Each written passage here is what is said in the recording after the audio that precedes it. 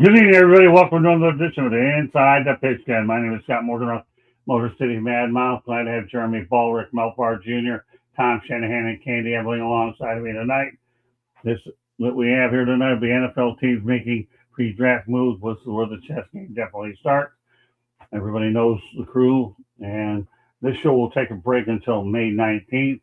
As Candy and I get ready to go overseas, and I'm sure the crew will definitely be glad to have a little bit of a breather as well. So, with that said, I gave you your fast introduction so we could go to a more rapid fire format, and we're going to start out by going it this way.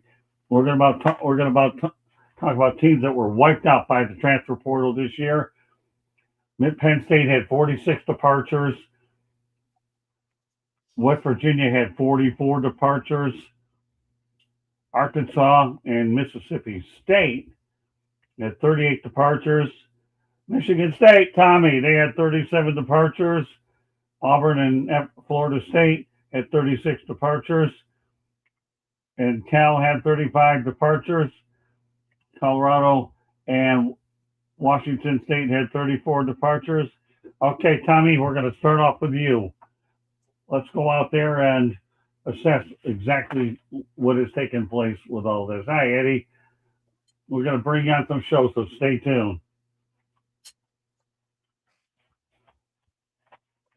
Tommy, let's size up these departures and who got. So we're going to talk about the departures? Yeah. Yep. Want me to go over the list again? That's the way, that's college football. That's almost every school has a different story to tell, though. Some schools are losing players because a coach moved, and they're also they might be coming off a losing season. Other schools are losing players because they don't have enough money to pay them. Right. I know in the case of Michigan State, although they might have lost 37 guys, a lot of them were given rides to the airport because they couldn't play. So a lot of these guys that have left a lot of schools haven't found a landing spot. Penn State, a lot of those guys I think have followed Coach Franklin to Virginia Tech, or they see other players brought in at their position, so they're going to leave. It's just the wild, wild west, and it's not good for college football, in my opinion, because you don't know who's on your team. Good point. Candy? Nearly 200 FBS scholarship quarterbacks moved, with 40% of them being repeat transfers. Yes, I get if your coach leaves, they're the ones that recruited you. Typically, you go to their program. So if they move on, a lot of them wanted to move on. Some of them just don't have the NIL opportunities. And some of them thought they'd have more playing time. And so if they're not getting playing time, they're going to go to some place that's going to give them the playing time because they want the recognition. They want more money. So I understand, Oklahoma State after Mike Gundy's firing, Iowa State after Matt Campbell left, Penn State, and some of these other haven't had winning seasons. Florida State, look where they are after the last couple years. So I understand in this day and age. I mean, I don't like it transferring as much as they are, but I understand from their standpoint why they're doing it. Mel?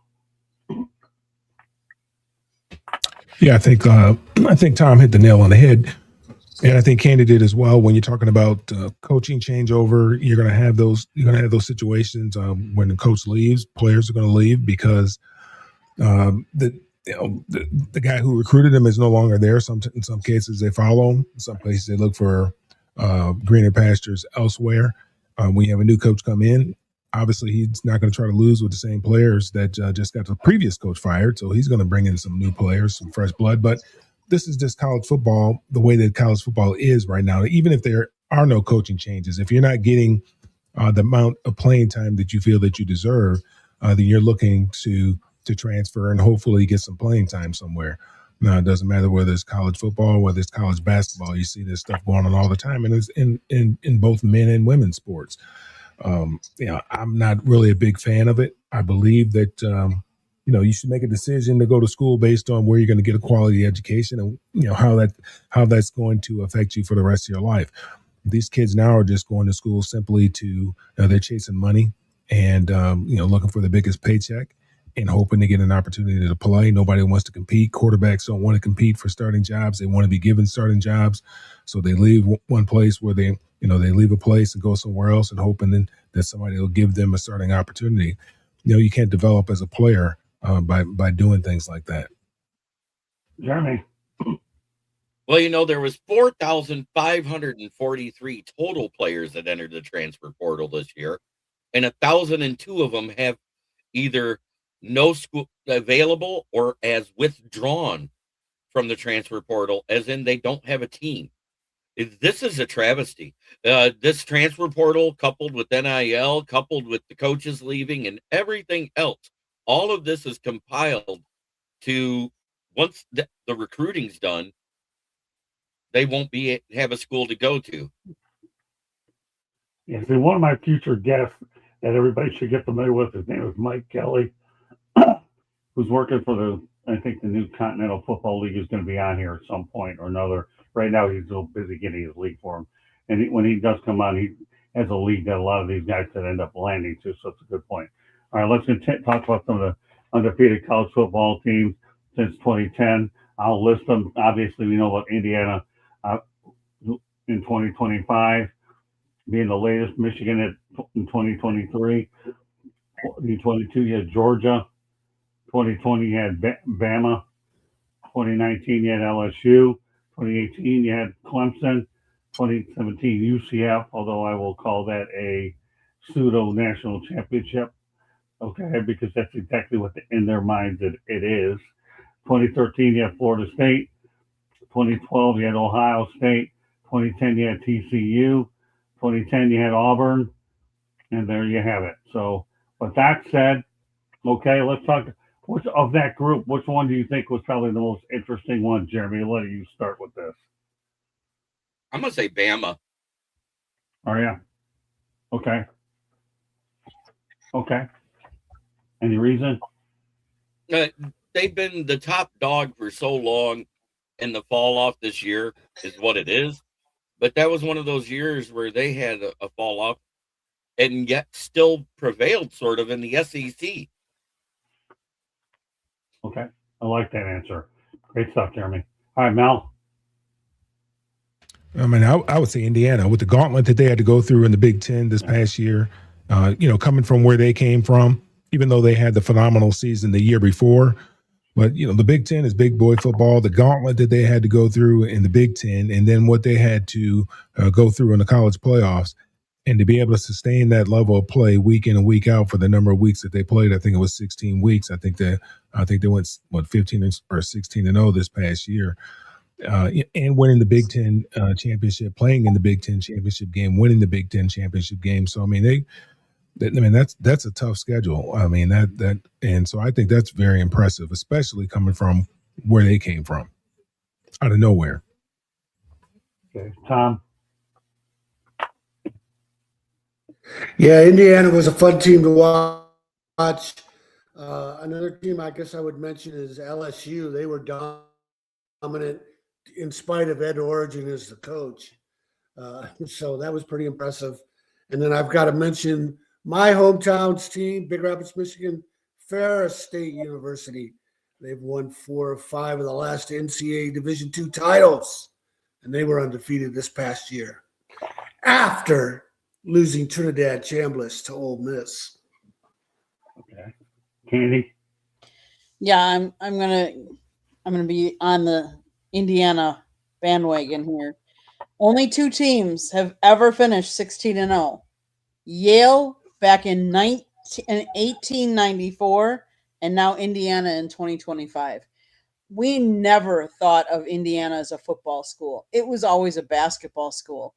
And I think for Curt Cignetti to take the program like he did and turn it around so quickly, I think, surprised a lot of us.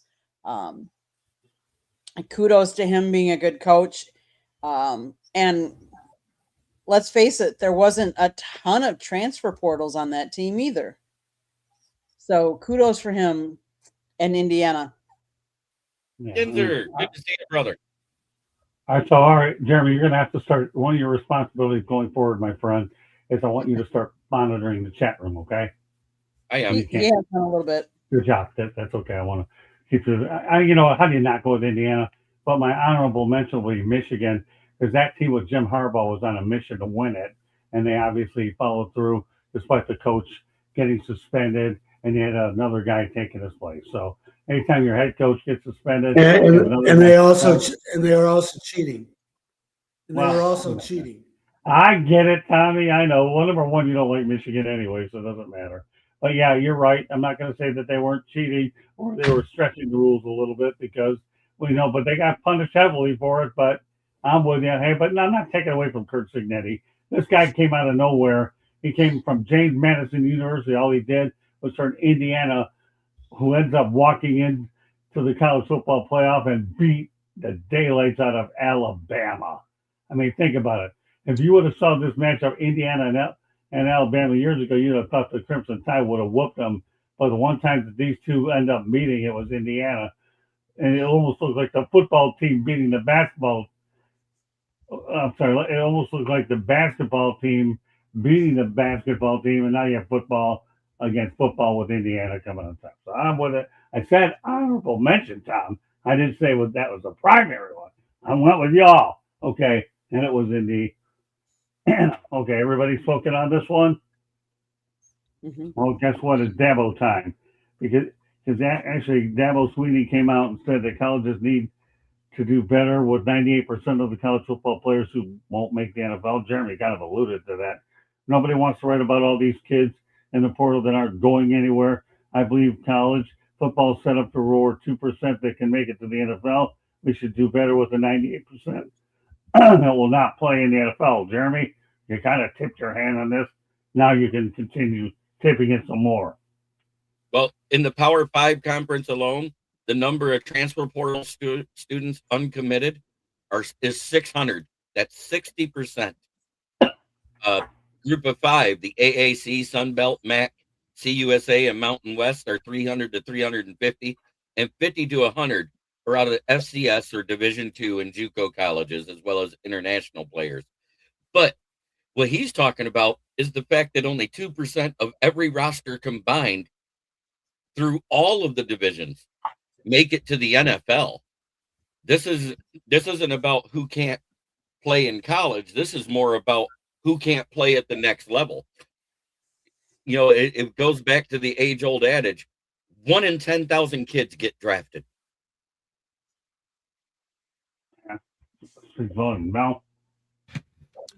Well, the system is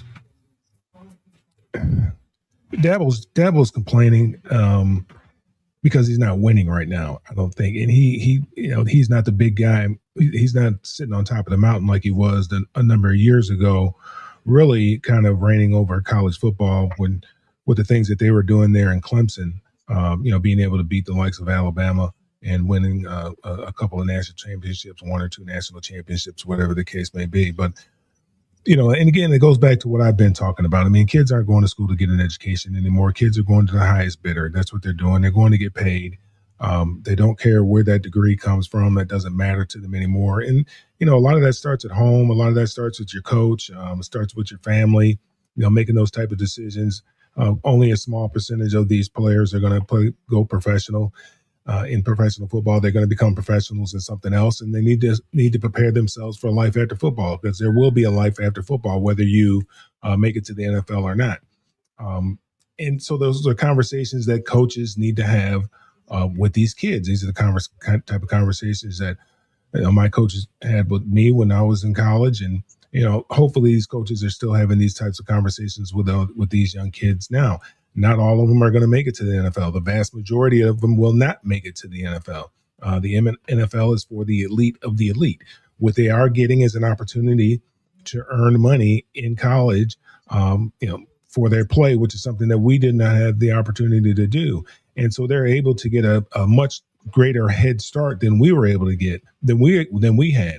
If they play the cards right and they put that money away, they'll be able to, retire at a very young age. Retirement is not an age. It's not 59 and a half or 62 or 65. Retirement is a number. It's when you've accumulated enough money to whereas you can live off of the rest of your life and never have to go back to work again. That's what retirement is. If they put that money away, if they're smart and put that money away, put it in a mutual fund, utilize the global economy, then they could retire at 40, 45, 50, whatever at whatever young age. They won't have to work to their 65, 70 years old.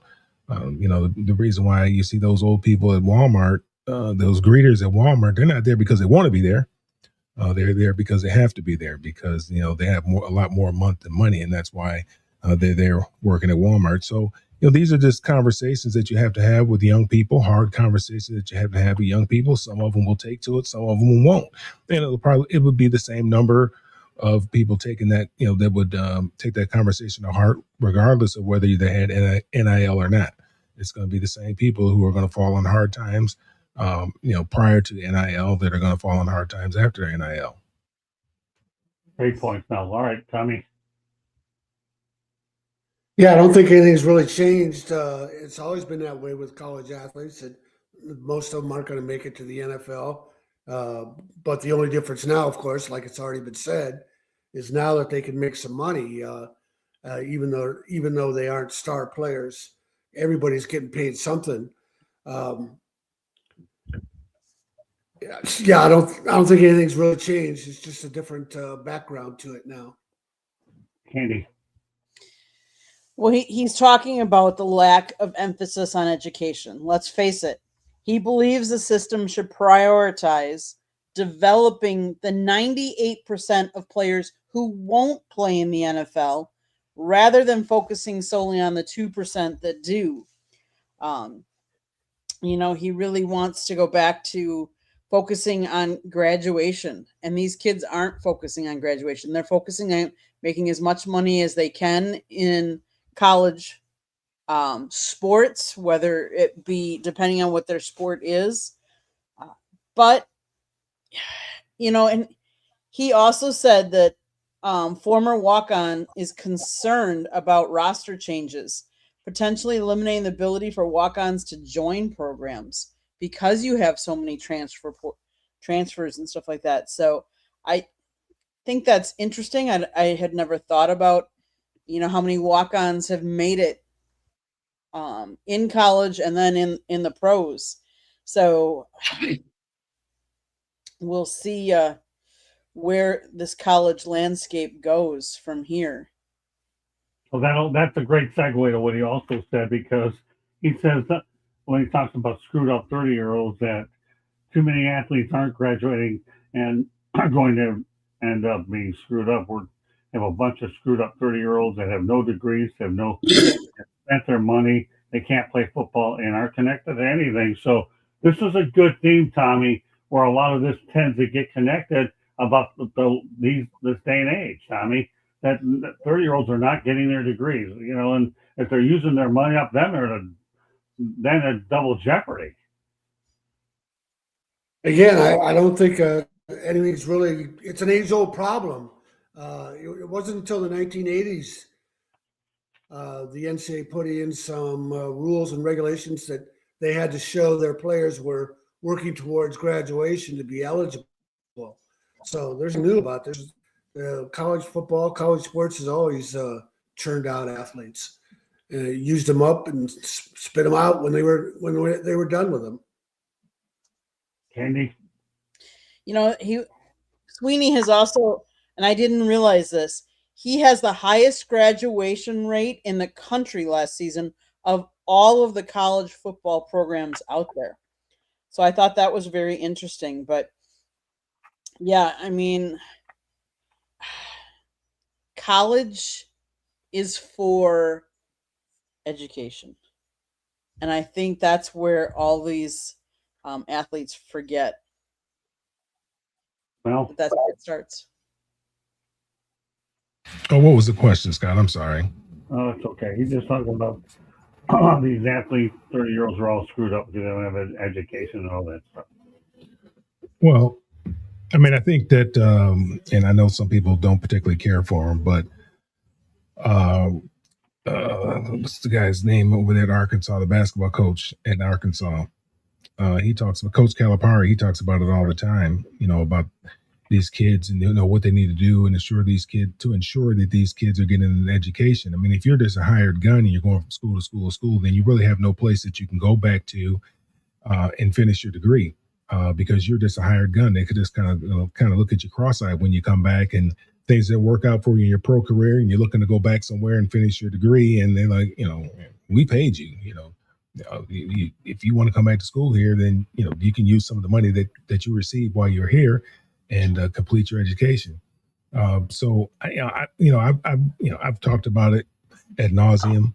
I don't really particularly care for the structure right now, especially with the transfer portal and the amount of times that our kids are allowed to transfer. I don't think you build those relationships in 6 months with players. I've built relationship with guys that I still talk to this day, and that's because I spent 4 years at a university, and we did everything together.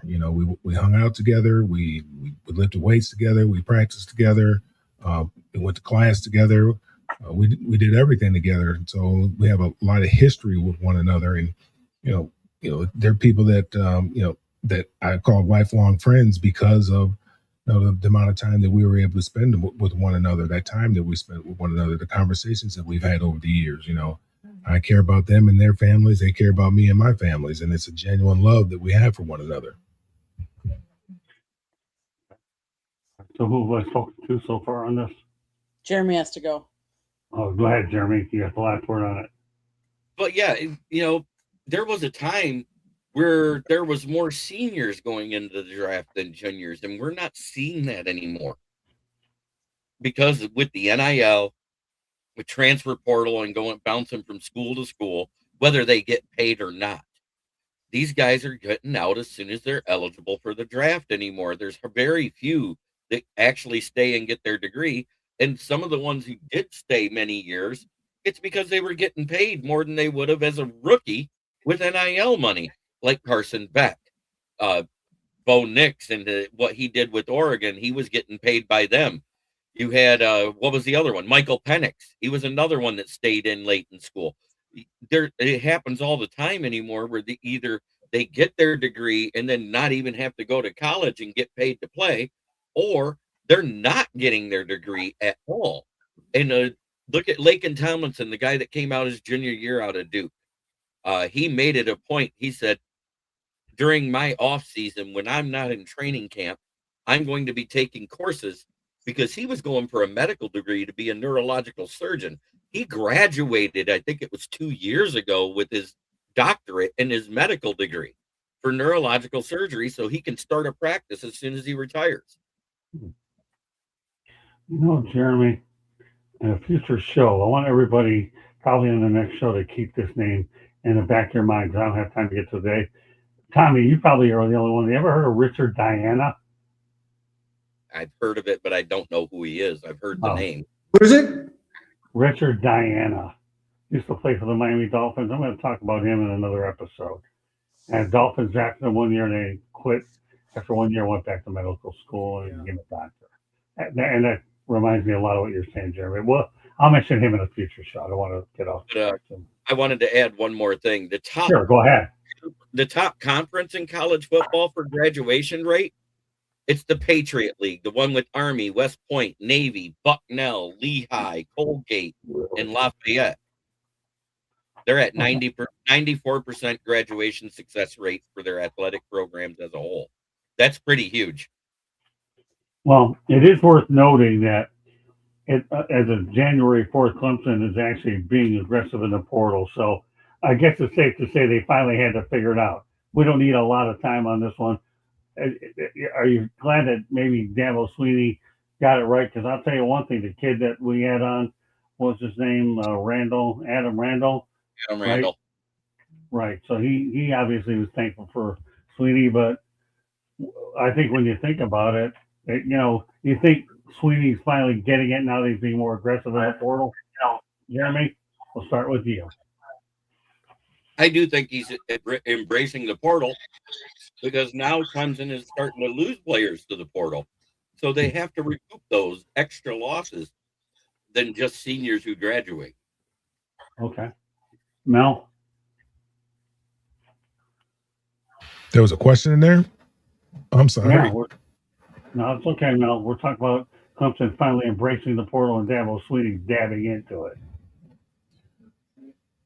Well, we talked. I think we talked about this before. He either got to, go along or get out the way. I mean, everybody else. This is what everyone else is doing. Now, I understand his philosophy. I mean, he wants to give his guys an opportunity, but that's not what everybody's doing. Not everybody's playing by the same rules. And if you're playing by a different set of rules and you're trying to do things the way that you feel are the right way, because you're Dabo Swinney and you think that you are one exceptional coach, you are better than every other coach out there. I mean, as great as Nick Saban is, he embraced the transfer portal. And again, I don't think you need to have an overhaul of your roster in the transfer portal. I don't think that's what you need to do. I think you need to recruit players, you need to develop them, you need to coach them up. And then when you may have a depth issue or you need to plug some holes, then you need to go to the transfer. You can go to the transfer portal and you can utilize the transfer portal for for those reasons. Say you were looking to bring in a kid out of, recruit a kid out of high school and you were unable to get him. He ends up going to some other school, and somebody that you really thought that could have an impact in your program pretty, early, then you may, and because you lack depth at a certain position, then you may go out there and look in the transfer portal so that you can have some depth at that particular position. But some of the things like what Colorado's doing, Deion's overhauling his roster every year. I just don't think you can build a program like that. I just don't think that's sustainable. Now, I know that, UCLA, I think they had 53 transfers come in there. But again, you got a new coach coming in there. A lot of players came with him. Some of the players that were there probably don't fit his scheme and what it is that he wants to do. And if I'm him, I'm not real comfortable with those guys that were there before. And and the record that what they put out there in the field last year, what they put on film the previous year, I'm probably not all that impressed with it. So I'm looking to replace some of those guys. And God bless them. If they want to stay, they can stay. But if they want to leave, God bless them too. I wish them nothing but the best. But I don't think that you build out your roster through the transfer portal. I think you just plug in holes through the transfer portal. That's how I would look at it. Well, I agree with you, Mel, because number one, when you're in the NFL, you're talking free agency or Major League Baseball, you want to try to find that 1 or 2, 3, 4 missing pieces that allow you to get over the top. So I'm all there with you, Mel. Tommy?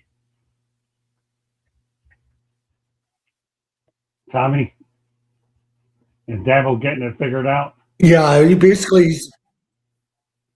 basically got to keep up with the times. But the other thing is, if Ole Miss is going to come and raid one of their guys, they've got a roster spot they got to fill. They've got depth to fill. If you got a guy who gets injured, used to be you had to hope that the guy you were developing was ready to go. Now you can find somebody in the transfer portal for immediate depth. So he's just trying to keep up with the times. Okay, Candy? Dabo maintains highly selective, reluctant approach to the transfer portal. He prioritizes high school recruiting and player development, which we've talked about that you not seeing as much over these quick fix transfers. Obviously, Clemson suffered some significant departures, 14 players left in early 2026. So he has to use the portal only to fill specific critical roster rather than overhauling the whole team like Mel had talked about. He doesn't like the transfer portal, but obviously he has to use it to his benefit. If he has holes, he has to fill them. So after losing 14 players, he's going to have to figure out what he needs. He decided not to go to the transfer portal for a quarterback.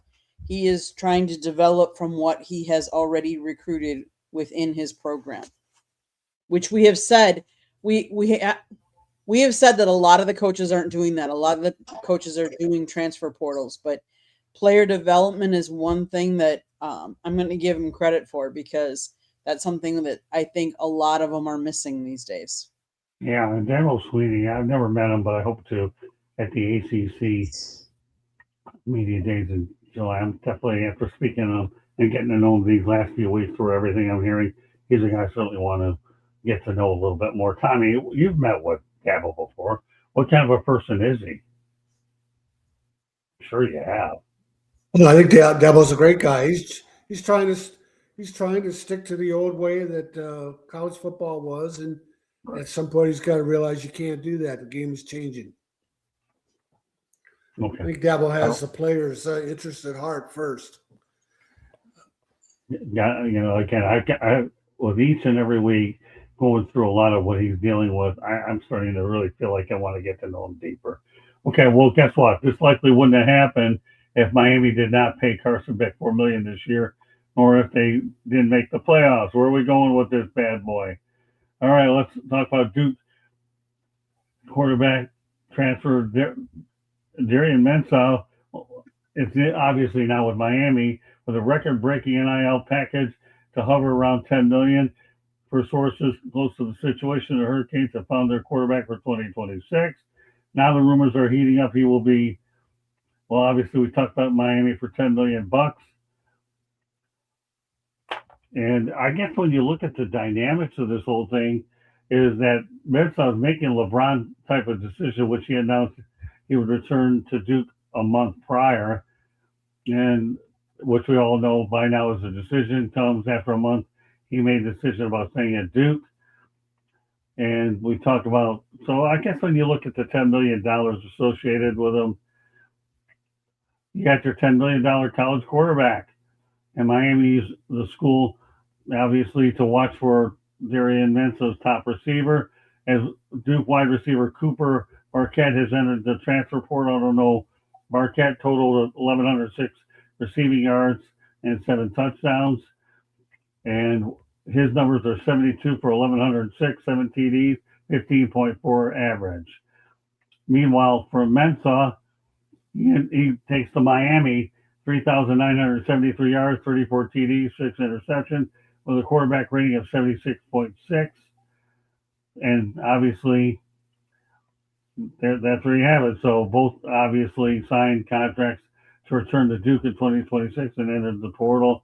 And Miami is likely taking Darian Mensah, Cooper Marquette from Duke to the portal. So it's unbelievable how you get to steal Duke's quarterback 1 and wide receiver 1.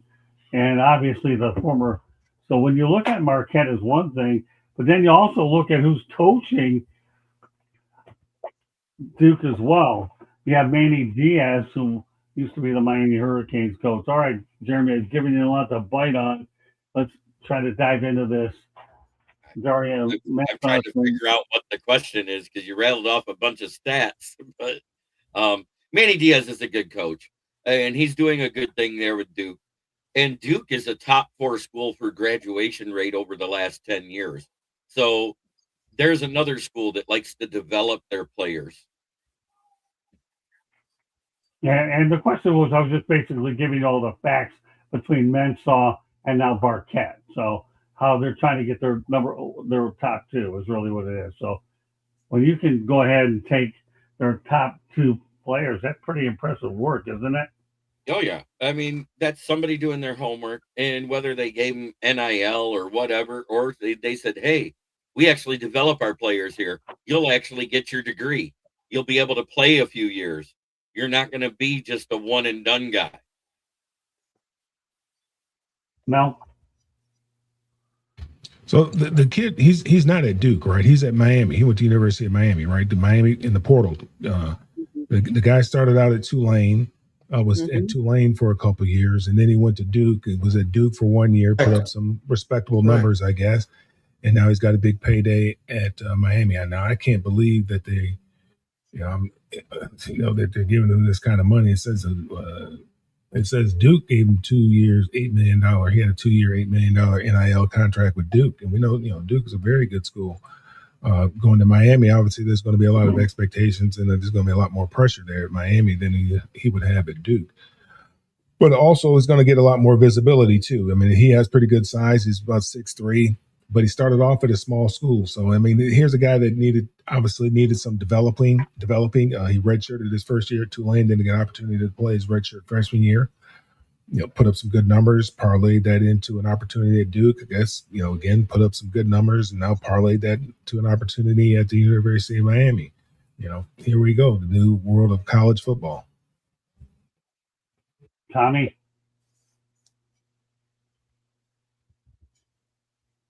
you're closer to that situation than I am up there. What are your thoughts about the highway robbery that Mario Cristobal had at the expense of the Blue Devils? Tommy, Tom, are you frozen? He's frozen. Well, the other thing you have to wonder about is what's going on in the locker room now. There's a lot of guys Right. in Miami that helped them get to the national finals, and now they're bringing in guys and paying them more money. Quarterback, I know, is a different situation. The pay scale is higher, but still, what if you were one of the backup quarterbacks? What's the lesson you learned? That they're just going to bring in a high-priced quarterback. You can't count on Miami developing you. How does that hurt? How does that affect them in recruiting down the road when they go after that top quarterback?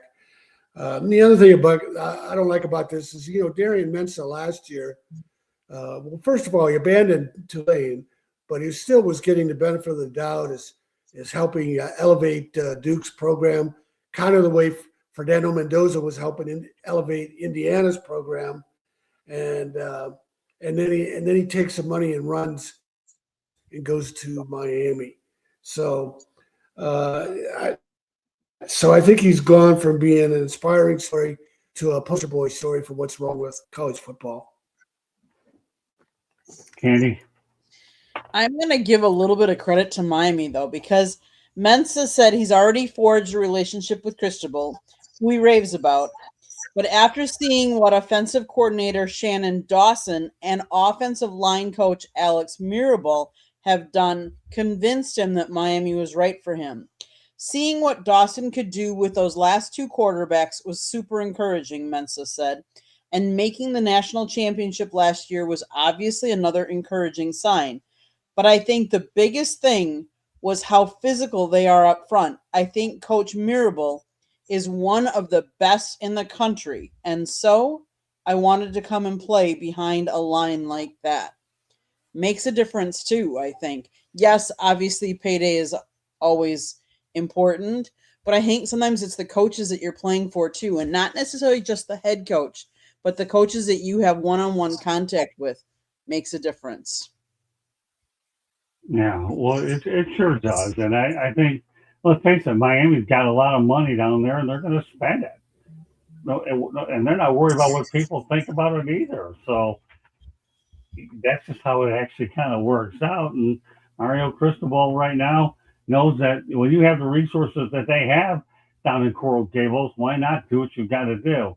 So, all right, let's talk about the fact that earlier in the year, there were 0 out of 10 NFL head coach openings this hiring cycle. None went to black coaches, Tommy. Obviously, you've talked about Duffy Doherty at length a lot. So this is not a good look for the NFL with the Rooney Rule.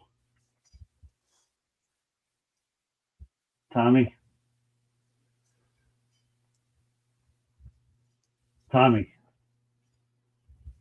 Well, whenever they do bring up this issue, the only guy they talk to is Tony Dungy, the media, to get his quotes because he was the black coach who won a Super Bowl. What about all the guys like Jimmy Ray and Sherman Lewis, who were longtime offensive coordinators and never got a chance to be a head coach?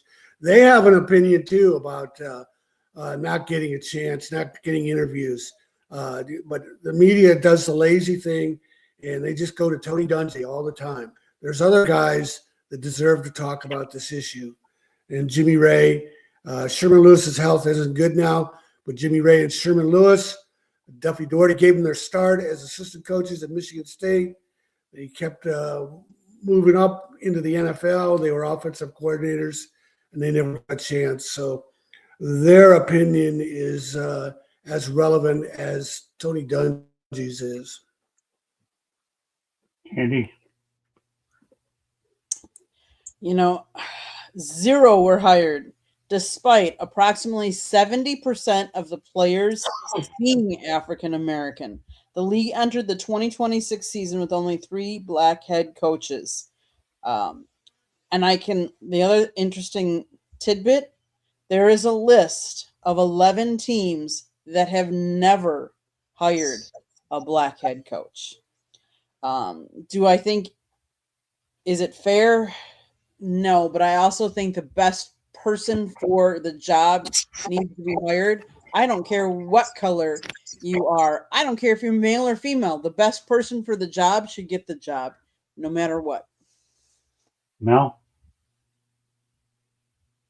Well, I mean, I think we've talked about this before. It's kind of the good old boy network. And then now it's just kind of the way the climate is right now. I mean, they're even trying to pass legislation down there in Florida to do away with the Rooney Rule, saying that somehow or another it adversely affects, the white coaches. And it's discriminating against white coaches. And all the Rooney Rule is designed to do is give guys an opportunity to have a conversation and that may not have otherwise happened. That's what the Rooney Rule was intended for, and to give black head coaches or black coaches an opportunity to initially go through the interview process and see what that interview process was like. And, hopefully, people would close their eyes and hire who they felt was the best candidate based on the interview.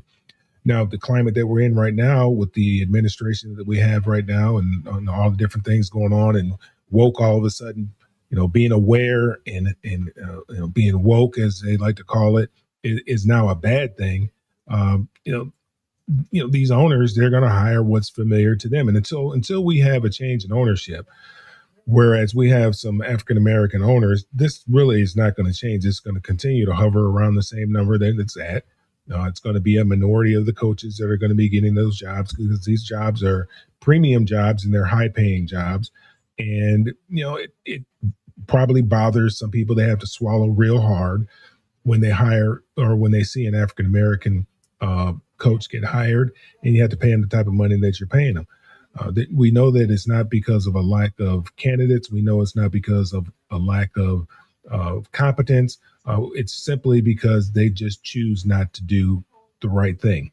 And, we see guys, these retreads get hired over and over and over again, right. Get 2, 3, 4, 5 opportunities, never win, don't win anywhere they go, but they still get an opportunity. Names get brought up and, their names might go quiet for a minute, but then all of a sudden right. Their names get popular again because they might have done something special with one particular team, or just feel like because there's a familiarity with this individual, that they'll go ahead and hire them because they can, sit down and eat chicken wings and nachos and have similar types of conversations.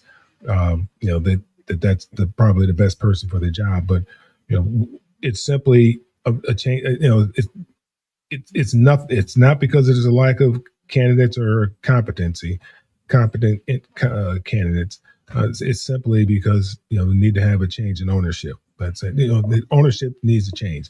So in other words, there needs to be more African Americans owning these sports franchises, and they're becoming more and more expensive to own. It's becoming more and more difficult to own. And it's just kind of the good old boy network, and I just don't see it changing anytime soon. Jeremy? Before I make my comment, Eddie Fraser mentioned Brian Flores not getting a head coaching job as criminal. The reason why he didn't get any offers this year, it's not because he didn't deserve it. It's because as long as he has an open NFL case where he's suing owners, he cannot take a head coaching job. Right. They cannot interview him. They cannot do anything with it. And I have a feeling what'll end up happening is he's either going to A, drop the suit and then get a head coaching job the very next year, or B, he's going to win that suit against the Dolphin and Giants owners, the ones that said all the bad things about him after he was let go from the Dolphins. So because it looked like he was going to be hired by the Giants that following season, and something happened between the owner of the Dolphins and the Giants, and they backed out at the last second, and that's why they hired Brian Dable. Thanks for clarifying that. Okay, now you can comment on. But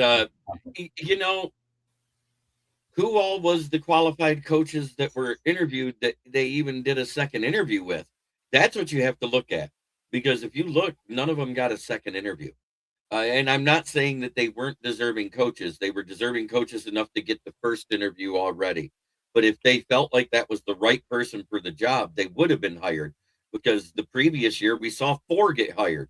The year before that, we saw at least three get hired out of the 8 jobs that were there. On an average, there's 9 jobs every season that opens up, because there's 9 teams that do that bad. Yeah, that's true.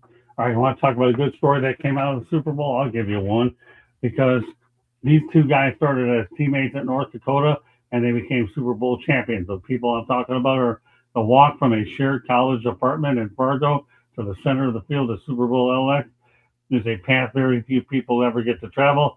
A few years ago, Gray Zabel and Jalen Sundell were roommates at North Dakota State, grinding out the FCS season, dreaming of the league. And guess what? They're both Super Bowls. All right, Jeremy, that's quite a story, isn't it? Yes, it is. It's a great story, going from a championship Division II school to being NFL champions with the Seahawks. Great story. Mel? Yeah, it's a great story. No matter what university you come from, have the opportunity to go to and win a Super Bowl. And, for these guys, obviously, they probably weren't high draft picks or anything like that. And for them to have the opportunity to make a football club and then go to a Super Bowl, I don't think, it doesn't get any better than that for them. Tom? Tommy? Hey, well, we talked before about how North Dakota State turns out a lot of pro players. So it's kind of a coincidence they're on the same team, but the track record of their alma mater is backs it up. Candy? Yeah, how cool is it that you went to college with somebody and then your paths meet again and you win a Super Bowl? I mean, you form such bonds in college, so I think that's only fitting and kind of cool. That's true. Gotta love it. All right, well, I'll tell you what.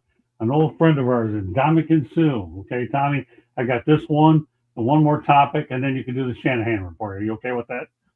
Please? Just 2 topics and your report. Okay. And one of them is this. And Dominican Sue says most NFL players don't get rich. And he says that they don't get they don't get rich. The average NFL career lasts 3.3 years. Most players are out of the league before their 4th season ever even starts. There's no waiting, no guaranteed contract protecting them. ESPN shows you Dak at $60 million or Micah at $43 million. What they don't show you is the other 20 to 30 guys in the league signing for under $1 million on those same days. 60 to 70% of the NFL roster is on deals between $750K and $2 million. Now you add the jock tax, and you're also playing for a New York team, $200,000. You take home $100,000. In every state you play in, that you have a separate tax bill. I watch guys get their first signing bonus check, $1.2 million on paper, $600,000 in hand. They thought that they were getting the other half back in April. It was taxes. He goes on to say only 46 of the 53 men on the roster dress on game day. Veterans with 7 or 8 years in the league are one bad week away from being cut, living paycheck to paycheck in one of the most watched leagues in the world. Nobody prepares for how fast it ends. The check stops, the call stops, and most players have nothing to show for it. And he goes ahead and concludes, by the time most guys figure this out, their career is already over. What are you building right now that the income stops. This is a loaded one, Tom. As we approach the NFL draft, that's what these guys have to go out there and literally try to figure out. You know what I'm saying? What are your thoughts about Ndamukong Suh's thoughts about the short of a career? You may not end up with a whole lot when it's all said and done.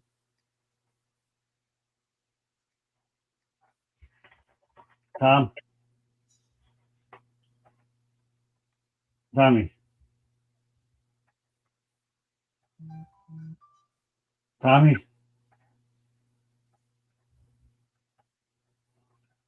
Tommy, you frozen? I seen him moving. Yeah.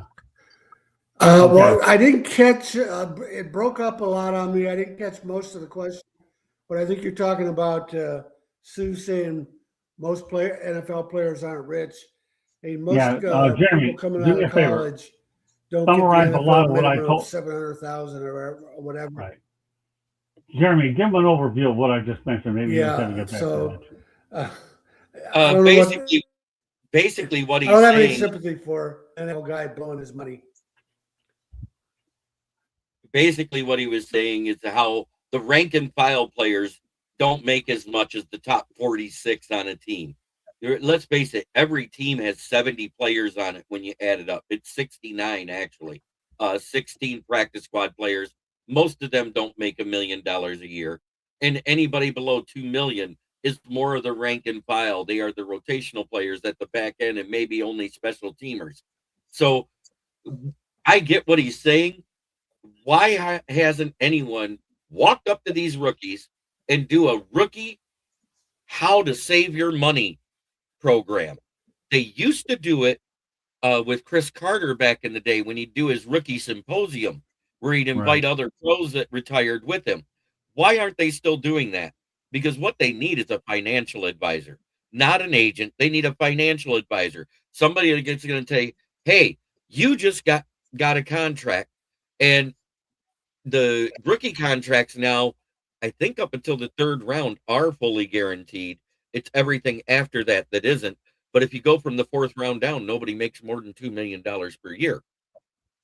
Okay, So Tommy. why aren't they taking those guys and saying, hey, why don't you put $500,000 to $1 million into a mutual money marketing account that works like a checking account, live off your interest compounded monthly? You're going to guarantee yourself $1,000 to $4,000 a month. There you go, Tommy. You can take it from there. Any sympathy or not? Again, most of the world doesn't make anywhere near that money coming out of college, or even 10 years into their career. So I don't have any sympathy for any of it. All right, I'll give you one more topic, Tommy. You do the Shanahan. They're living in a fantasy world, whether they know it or not. Okay, that's fair. I appreciate your insights on it. What's that? Go to my website, tomshanahan.report, and my Twitter handle is Shanny4055, SHAY4055. If you go to my website today, I posted a story about, we were talking earlier about the large number of transfer portal players. Michigan State has 60 new players when you combine the portal and their new recruits, because now kids enroll early, and they need a history lesson on Duffy Doherty, on what he meant to college football and how he stands alone, and that's what I wrote about on my website. All right, yeah, well, I think Pat Fitzgerald's going to do a good job there. One last thing I want to get to here on. That's it for me. Okay, well, I'll tell you what, Tommy, what we'll do is the one topic I want to hold out for you tonight. I'll send you that story to my website. I'll include the one topic on tonight for tomorrow's show, and then we'll get you out of here on time. How's that, my friend? All right? Okay, you're breaking up on me. All right, have a good night, Tommy. God bless. On me, but I'll go. Okay. All right, Jeremy, you might as well finish off the topic about what I mentioned about about what we obviously are talking about with Ndamukong Suh. I get what Nick Damakinsu's saying, and he's basically saying the same thing I am, is that these kids need somebody to direct them financially to set up their future so that they're not blowing it all like a bunch of knuckleheads. Right. He's on point. Candy? You know, these guys make a lot of money, yes. Do they have advisors available to them? Yes. Do they seek them out? Probably not. But there are advisors that are available for them. It's tough because let's face it, when everybody else goes out in the world, do they get this kind of money so early? No. But the other thing is NFL has a short life though too. Most of these players only are playing 3, 4, 5 years. And are they making enough money for them to retire for the rest of their life? No. So they've got to make sure that they are saving some of that money for later on and for them to set them up to find another career after the NFL. My thing is that if you look at these signing bonuses these rookies get outside of the UDFAs, all of them are over $1 million. That's paid up front. Yes, it's stretched out over the contract to make the cap hit less, but they could invest that money immediately and still have their game checks. If they did that, it's not a capital gains tax because it's income. So it would be taxable income. So it's already taxed. You take that tax dollars and, like I said, you make them split their money in half. The 7th round guy gets a $2 million guaranteed signing bonus. That's paid up front. That means you already made $2 million before you step foot in the practice facility. So make them put half of it away in an MMA. Find one that has a good rate. I think the rates start out at like 0.5% and go as far as 4%, and it's guaranteed monthly yields at that point. Anything over that is not guaranteed, but you're never guaranteed to make less. That's my point. So if you put $1 million in there, because the last guy picked in the draft gets a $2 million signing bonus, you make them put $1 million in there. 0.5% is $50,000 a month. All right, Mel, are you anywhere nearby? Oh, well.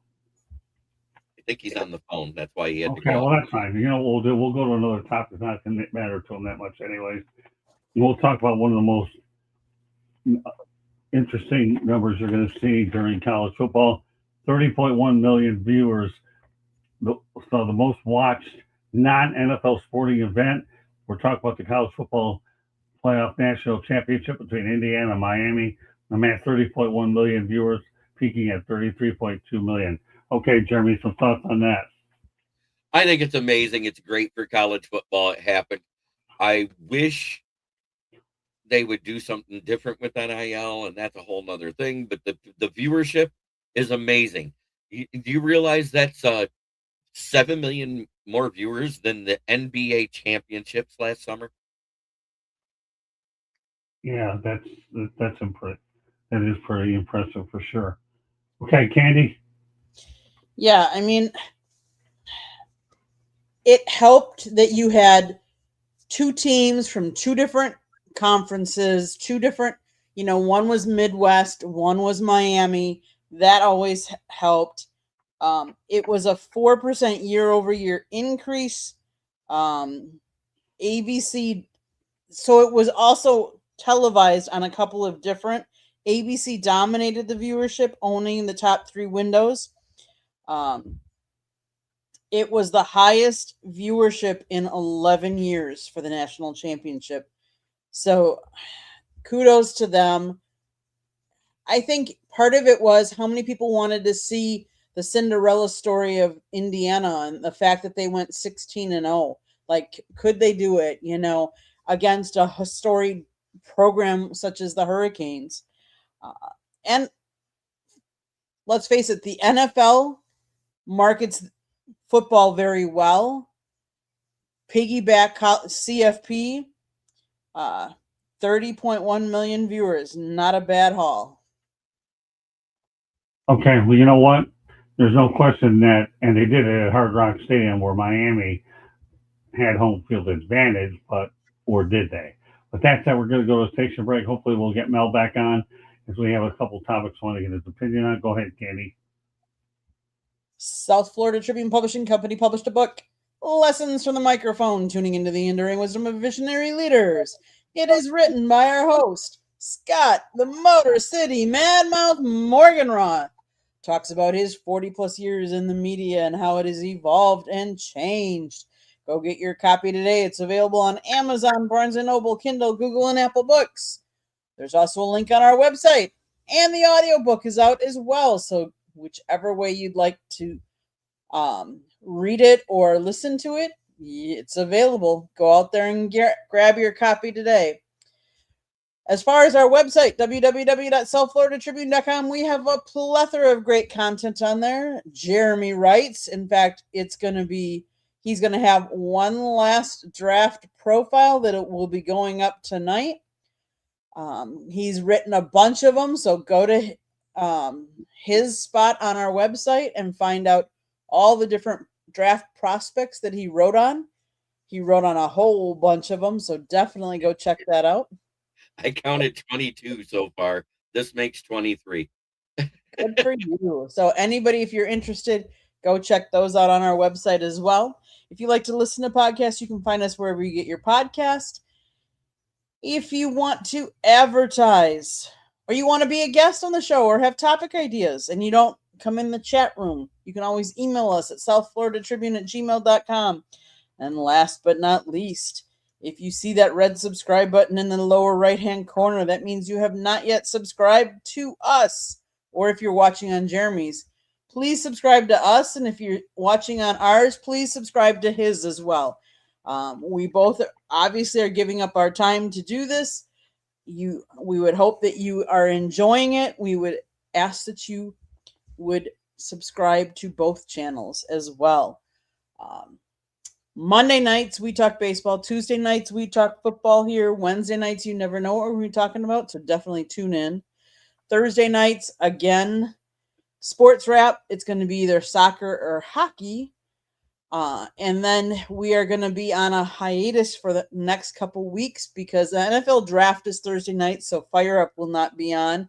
Jeremy will be doing on his channel, though, so definitely tune in on his channel after you've watched Sports Wrap on ours. Then you can go over to his for the draft.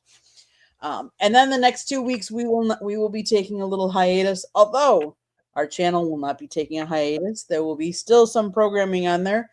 So make sure you have your notifications turned on for both so you are notified every time we go live. Back to you, Scott. All right, great. So, Jeremy, so we have a few moments. Why don't you go ahead and give everybody an overview about what your segment is today, and the floor is yours. Thank you. I wanted to talk about one Mr. Draft Profile I wrote today, a IPP player who's never played a snap of organized football. It's U.R. Bernard, the defensive tackle out of Nigeria. You may have heard of him because everybody's raving about his IPP combine he did last week. This kid ran a 4.62 40. He had a 10'10" broad jump, and he has 10-inch hands with a 39-inch vertical. What's amazing about that? He's almost 6'5" tall and weighs 306 pounds with only 6% body fat.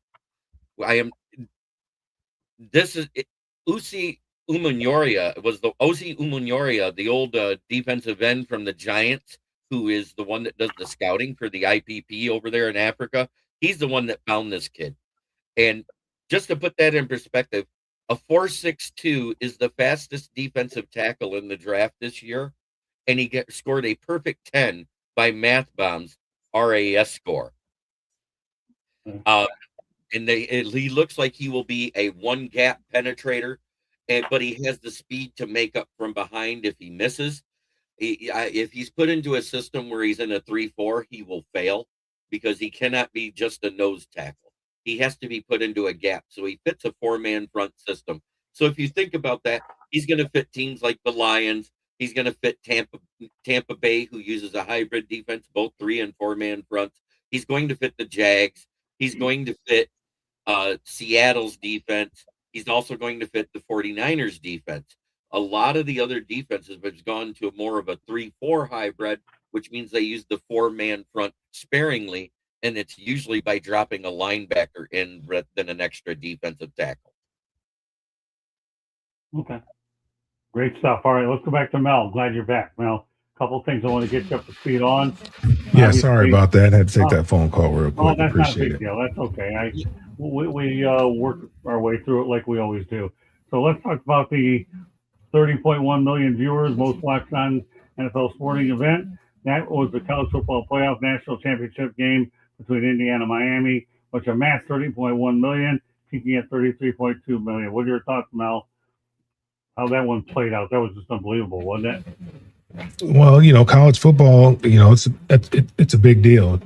Football in general is huge here in this country, and college football is huge. And the national championship game, the way that they've done it now with the playoffs, the first week is not all that competitive, but the second and third, maybe fourth weeks get a little bit more competitive, and the national championship game is always obviously very compelling. Particularly this year, we had a team that had an opportunity to go 16-0. Miami, who did not even win their conference and didn't play in the conference championship game, but got on a great run at the end of the year in the playoffs, and played their way into the championship game. Miami being back there, the U being back, everybody's really excited about that. You had another team other than Alabama or Georgia or Ohio State playing as well. A team that historically has been horrible at football, has been known as a basketball school. So I think it made for compelling storylines, made for compelling television. And I think that's why you got as many eyeballs on that game as you did, because you had a team that came out of nowhere with a quarterback who's a little quirky, but they're an outstanding story. And then the U, with the U coming back to prominence again, I think that made for a great television, great theater. Okay, now you want? We talked about Ndamukong Suh. I don't know how much of that you heard. Do you want me to go over everything with you real quick? Yeah, Ndamukong Suh, you said? Yeah, Ndamukong Suh. He says most NFL players don't get rich, and he goes on to say that 70% of them of the league on shorter non-guaranteed deals, taxes, and fees take massive bites out of those multi-million-dollar salaries. When the world expects you to spend like a superstar, but your career only lasts 3 years, the math disappears fast. It's not about what you make; it's about what you've built for decades to come. I'm going to go over some things that Ndamukong said, then you can react. Okay, the average NFL career lasts 3.3 years. Most players are out of the league before their fourth season even starts. There's no pension waiting, no guaranteed contract protecting them. ESPN shows you Dak at 60 million or Micah at 43 million. What they don't show you is 20 to 30 guys in the league signing for under $1 million on the same days. 60 to 70% of an NFL roster is on deals between 750K to 2 million. Now you add the jock tax, and you are playing for and then you're playing for a New York team. 200 grand, you get 100,000. Every state you play in that season sends you a separate tax bill. Boy, that's unbelievable stuff, Candy. You must be learning a lot of accounting stuff with this, right? I know you majored in it. I watched guys get their first signing bonus, 1.2 million on paper, 600,000 in hand. They thought they were getting the other half back in April, but it was taxes.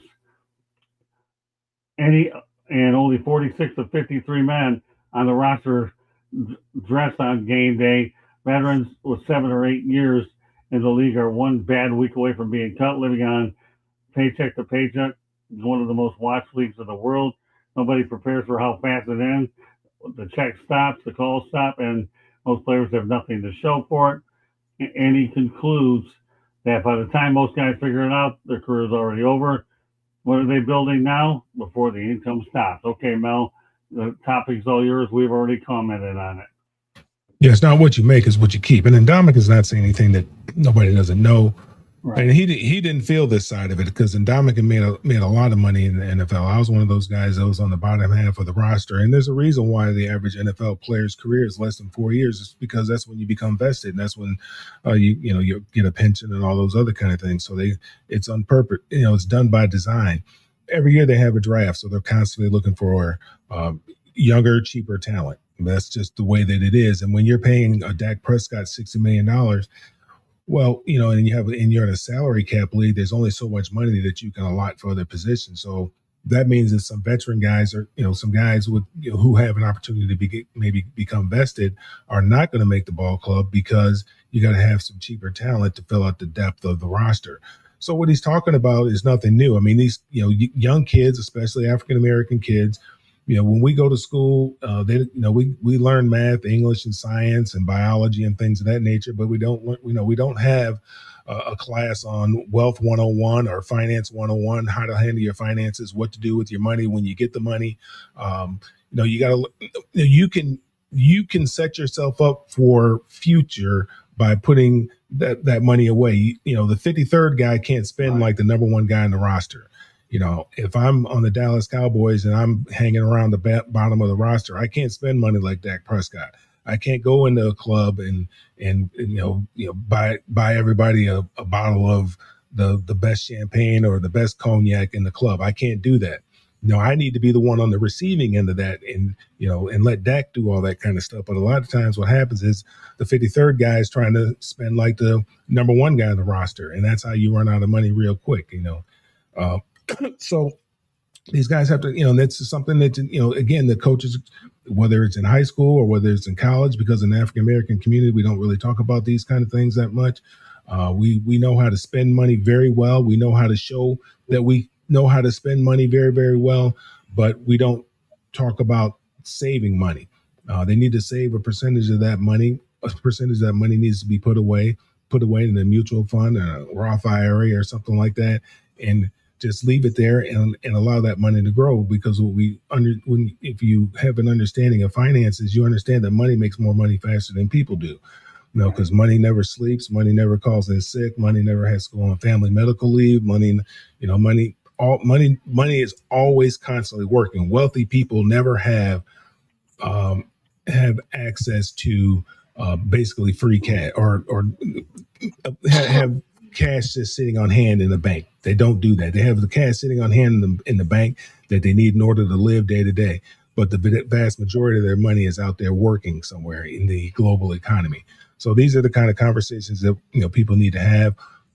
Their agents need to have these types of conversations with these young kids when they say they want to go buy the diamonds and the jewelry and the cars and the houses and all that other kind of stuff. Need to have a conversation about, get yourself how many cars can you drive? Like somebody, I think Dr. J told Charles Barkley, how many cars can you drive at one time? You can only drive one, so you don't need 10. And how big of a house do you need to be comfortable for you and your family? And how many homes do you need? Your mom and them can come live with you. They don't necessarily have to have their own big old mansion, and you have a big mansion too, and you're footing the bill for both of them. That doesn't make a whole lot of sense. And then here comes dad coming along that you haven't talked to in forever, and he's got his hand out too. So it's just tough conversations that somebody needs to have with these young people, and then they have to have a willing ear to listen if they want that money to be able to last for a long time, to be able to create generational wealth. Okay. Very good. So Candy, you and I are not going to comment on this, but we're going to give Jeremy and Mel the opportunity because it'll be also on the Motor City Mad Mouse show. How's that sound? But I think it's important that Mel and Jeremy get a crack out of it. Can talk about Sam Darold actually made $178,000 for winning the Super Bowl. He had to pay $249,000 to California, Texas for being there 7 days, so he lost $71,000 for winning the Super Bowl because it was California. Jeremy. Well, California has the highest jock tax of any state in the union down here. So it's based off of your salary for the year, not based off of your game check. And that's the problem. So that 15% was based off of his $20 million cap hit.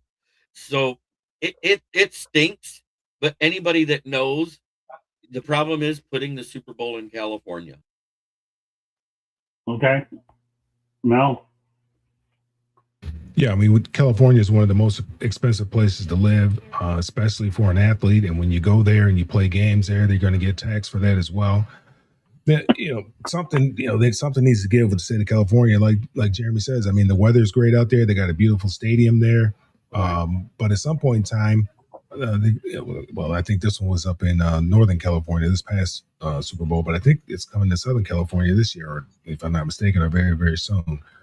But at some point in time, the legislature out there in California is going to have to do something to improve that situation, because eventually, you got to pay for that sunshine. I understand that sunshine is not free, but the at the rate at which they have to pay, there's a lot of wealthy people in California, and there's they need to spread some of those taxes to some more of those wealthy people. They need to pay their fair share of taxes, and not just expect the jocks that come in there to pay all the taxes. Okay. All right. Fernando Mendoza says the reason he will not be in Pittsburgh on Thursday night for the 2026 NFL draft is partly because his mother's health is a priority, and he wants to make the night easier on his family after so much travel this year. Mendoza also said he wanted to stay home and share the moment with the village that poured into his football journey, friends, family, coaches, mentors, rather than spend the night away from them. I wanted to stay and make the memory with everybody who poured into my football journey. Jeremy, I think that's very admirable of the guy. What about you? Well, as a fan, I've lived by 3 words doing my show. Number 1 is faith. Number 2 is family. Number 3 is football. Right. And it sounds like that is the way Mendoza is grounded with his Christian background. Right. And I think it's commendable. Besides, I would rather be with my family than hug the Antichrist known as Roger Goodell. Yeah, you would cover the draft together. Go figure. Okay. That's funny. Okay, what about you, Mel? I don't have a problem with it. He's not the first number 1 overall pick to make this decision. I think it's much to do about nothing. His mom, I believe, has MS. He's thinking about his family, thinking about the travel. He wants to spend this moment with his family, the people who've been there with him, believed in him all these years. And, as opposed to, giving all that to ESPN and allowing them to capitalize on his name and so forth and so on, and his, this opportunity for him, this great moment for him getting drafted. He wants to spend it with his family. Now, of course, they're going to have all kind of cameras down there, I'm sure, wherever they're at. But right. he just wants to stay home. There's nothing wrong with that. I don't have a problem with it at all. Plus, it's in Pittsburgh. Brian, not a whole lot to do. Not real exciting. When the drafts always used to be in New York, guys used to go out to New York. That was probably fun. But now they kind of got a little traveling show. They go all around the country.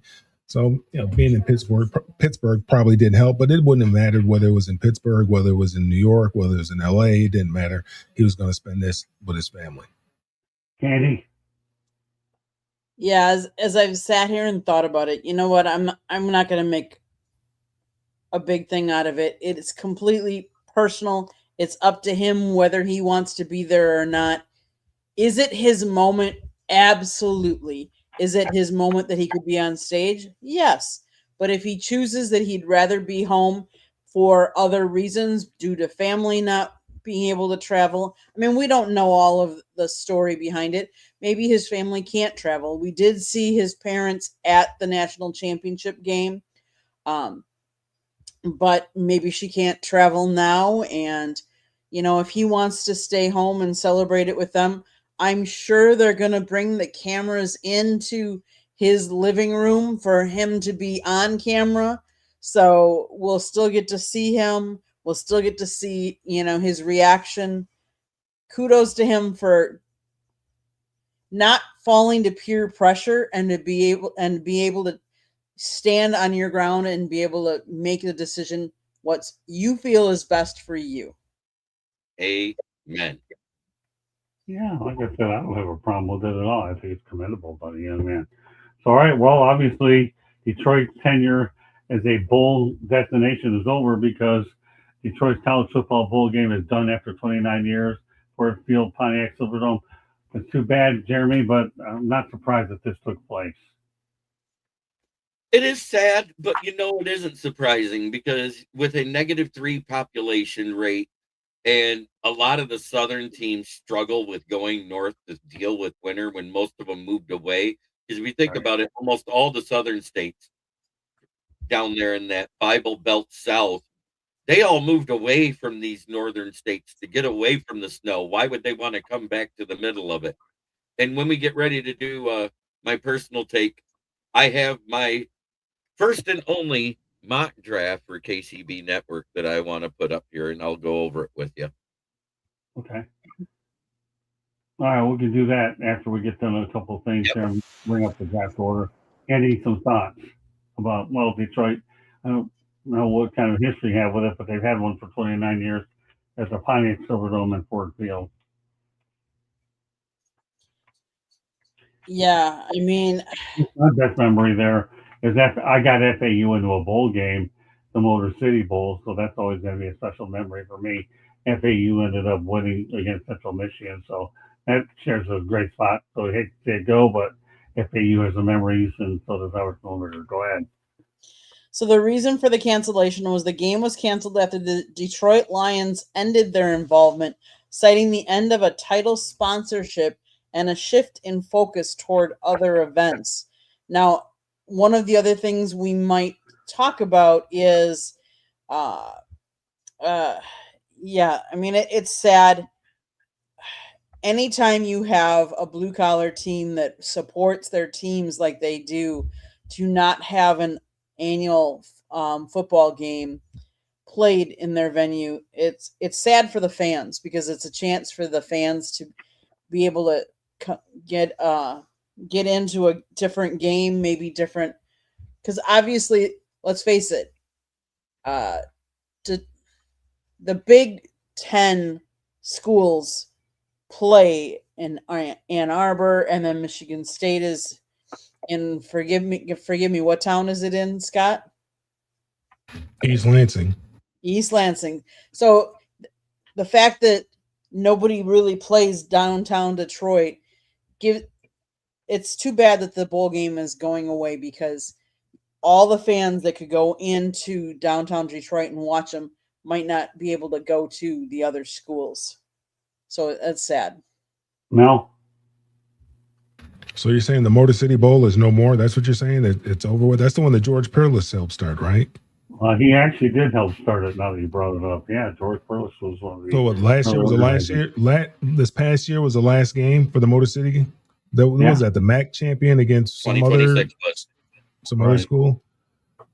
Well, bowl games have lost their relevance. Isn't that the quick lane change bowl is what they called it? Yeah. What's that, Jeremy? Was that the quick lane change bowl is what it was now? Yeah, I don't know. I don't even watch bowl games. Bowl games have lost their relevance with the college playoffs, with ESPN taking over everything and really funneling everything towards the college playoffs.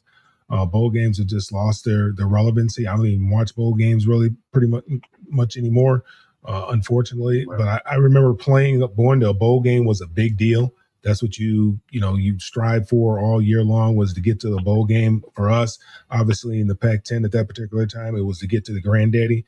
It was to get to the Rose Bowl. If you didn't make it to the Rose Bowl, then I went to a Fiesta Bowl. I went to Freedom Bowl, and I think I went to an Aloha Bowl. Those, Freedom Bowl and Aloha Bowl were, but the Fiesta Bowl and the Rose Bowl were big deals. But bowl games have just lost their relevance, so they've lost revenue, and I think you said you lost the title sponsors. I think that's what you were saying, Scott. You lost one of the big sponsors. Yeah. They're expensive to put on because you got to pay these schools to come. If it doesn't make sense for them to come, then they're not going to go to those games. I know a lot of teams not to go to bowl games because of the expense of traveling to a bowl game. It just doesn't make sense for them to do it with what they're going to get back in return. I hate to see it go because it's another opportunity for some seniors that they're going to lose to have one last game out there with their fellow teammates. So it's unfortunate, but it's just kind of the way college football is going right now. Okay. All right, let me go over the NFL draft order. Jeremy, I'll get to your segment about that afterwards, but I want to make sure I get some of these other topics in. The draft order as it stands right now, you have the Raiders, obviously number 1, the Jets 2, Cardinals 3, Titans 4, Giants 5, Browns 6, Washington 7, New Orleans 8, Kansas City 9, Bengals are 10, Dolphins 11, Cowboys are 12, the Rams from Atlanta are 13, the Ravens are 14, the Buccaneers are 15, the Jets, again, they get another one. This from Indianapolis at 16. The Lions are in at 17. The Vikings are 18. The Panthers are 19. The Cowboys from Green Bay, and we're going to get to that in just a moment, are 20th. You have the Steelers at 21. You have the LA Chargers here. I ain't getting caught with San Diego Chargers. LA Chargers. Got the Eagles again at 23. Then you have the Browns from Jacksonville at 24. 25th, you have the Bears. Then you have the Buffalo at 26. You have the Bills. 27, you got the 49ers. 28, you have the Texans. 29, again, the Rams are back in there again. 30, you have the Broncos. 31, you have the Patriots. And 32, you have the Seahawks. And just the teams without a first-round pick, the Rams traded theirs to the LA Rams. Green Bay traded theirs to Dallas, and something we're going to talk about in a moment. Jaguars traded theirs to Cleveland, and the Colts traded theirs to the Jets. All right, I won't. Scott, Scott, one correction. There's a correction, though. Number 10 is the Giants. Okay. Yep, number 10 is because the Bengals traded that for Dexter Lawrence yesterday. Okay, well, that. All right, thanks for the correction. Okay, Jeremy, take the lead on this. It's going to be an interesting draft because it looks like the rumor has it that the Chiefs are trying to trade up with either the Cardinals or the Titans because they're very interested in taking the running back out of Notre Dame, Jeremiah Love.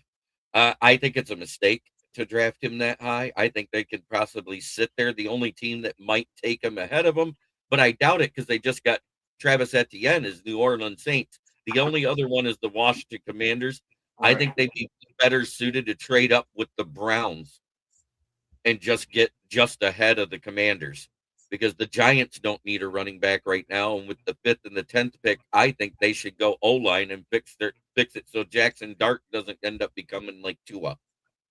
Okay. Anything else you want to add to the order? Or are you content with that? Other than that, the Rams, they got that pick because the Falcons were, willing to take the risk on somebody with a sketchy character in James Pierce Jr. that backfired because he's probably going to prison. Okay. Fair enough. Candy? Obviously, Green Bay traded out to get Micah Parsons last year. Then he unfortunately got injured, so they're not making a pick until believe it's number 52, I think, in the second round. So I could still see some movement happen. We sometimes see that especially if you find somebody that you really want, I could see some day one trades happening yet. Chicken Nugget King's in the chat. Love it. No. Draft is always an interesting day. Everybody, is full of hope. In all these young prospects, and their lives are going to change forever. Especially the ones that go in the first round, even the second round. All of them. Anybody whose name gets called, their life is going to change. They're going to have an opportunity to go out there and continue to fulfill their lifelong dream of becoming an NFL player, professional football player, playing a game that they love. Back in our day, it was, you finally get paid. But now these guys have been getting paid for quite some period of time. Some of them have been getting paid since they were in high school now. But it's a great opportunity. It's exciting for everybody. It's exciting for the fan base.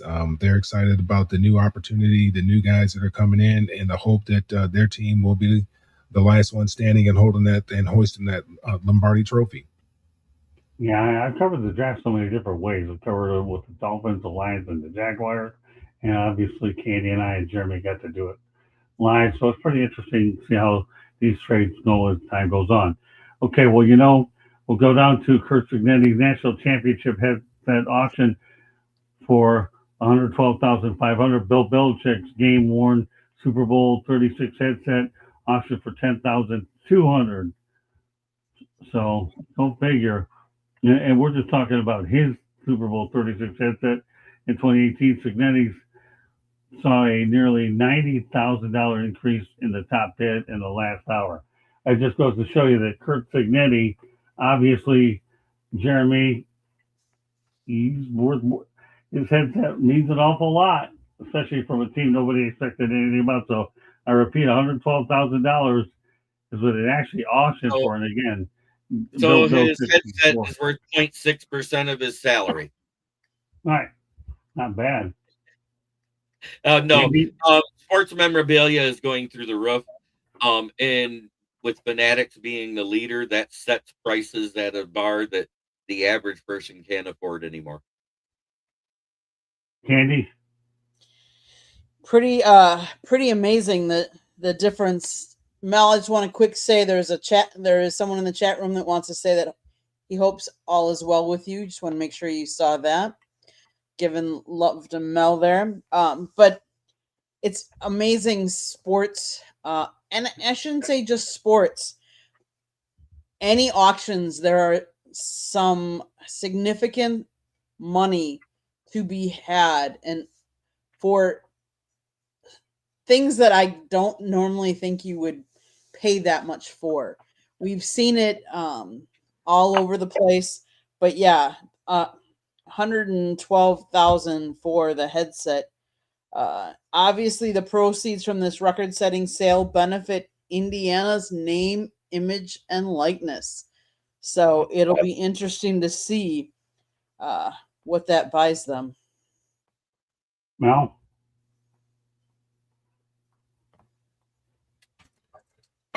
His headset selling for how much, you said? $112,600. It sold for that, or that's what it's on the market for? It sold. It went for auction at that price. That's nice. I mean, everything's for sale, right? Mm-hmm. I mean, if he put a pair of his drawers up for sale, I'm sure somebody would buy those for the right number as well. $50,000 probably. I think used pair of championship drawers got to go for $50,000. So I'm sure somebody would love to wear them on top of their head as well. Yeah, I was waiting for you to say something like that. I've known you too long, far, and that was pretty classic. It really was. That was. It threw me off my thought here. It doesn't take much to do that these days. The Falcons actually hired Bob Quinn as a senior advisor. Jeremy, obviously your favorite executive, Bob Quinn. As long as all he's doing is scouting offensive linemen, the Atlanta Falcons will be fine. Okay, Candy? Yeah, I mean, kudos to them. Hopefully he doesn't have much success there. Sorry, Samir. Yeah, right. Well, he's in your town now, Mel. We had to deal with him in Michigan. So, what do you think, Mel? About Bob Quinn? He's in your neck of the woods. Who's that? Bob Quinn, you said? Who? Yeah. Bob Quinn is a part of the Falcons. Oh, who's Bob Quinn? Help me out here. Is he related to Dan Quinn? Who is he? Bob Quinn was the GM that hired Matt Patricia in Detroit. Oh, that was him? That was him. Mm-hmm. What's it? And what is he? He's did Matt Ryan hire him? Yeah, Matt Ryan hired him, but he was the national scout for the Patriots before he became the GM of the Lions in 2007. The year they fired Caldwell because 9-7 wasn't good enough. Okay. Wow. But at the same time, good luck to them. I mean, they brought in Tua, to back up Michael Penix. I mean, look here. I live in Atlanta. I'm not an Atlanta fan. I watched Atlanta when Michael Vick was here because Michael Vick was must-see TV. Amazing. Other than that, I could really care less about the Falcons. They're going to be in for. I think they're in for a rude awakening. I'm not really impressed with the coach that they hired. I'm not really impressed with the fact that they brought in Tua. I don't think there's anything to really be excited about here. You just took a retread, somebody who was fired at Cleveland, and then he all of a sudden becomes the top guy on your list. There's a reason why he was fired at Cleveland, kind of similar to, how the Jets probably felt when They went out and grabbed Adam Gase after he got fired from Miami. I mean, there's a reason why Adam Gase got fired, and he did a lousy job in New York. And I don't know what this guy's going to do here in Atlanta, but I can't say just based on the last 3 years that I'm optimistic that he's going to do anything differently than what he's done the last number of years. Well, what I can say in the track record of the 4 years he drafted for Detroit, what he did do right: Taylor Decker, Graham Glasgow, and Frank Ragnow, and Jonah Jackson. That was his picks that were good here in Detroit. Other than that, he didn't do much. God forbid, do not let him scout a defensive back, because Okuda and Omowarie were awful. There you go. Okay. All right. Let's turn our attention to. We'll turn our attention to the legacy of Ty Simpson. He said he turned down the NIL offers from $4 million to $6.5 million, which Miami did offer him in the transfer portal because he didn't want to tarnish his legacy for another school.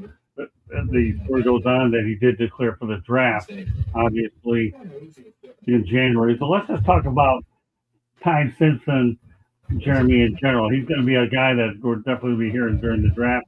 Again, $6.5 million from Miami wasn't bad. They were offering it to him, but he didn't even go with that either.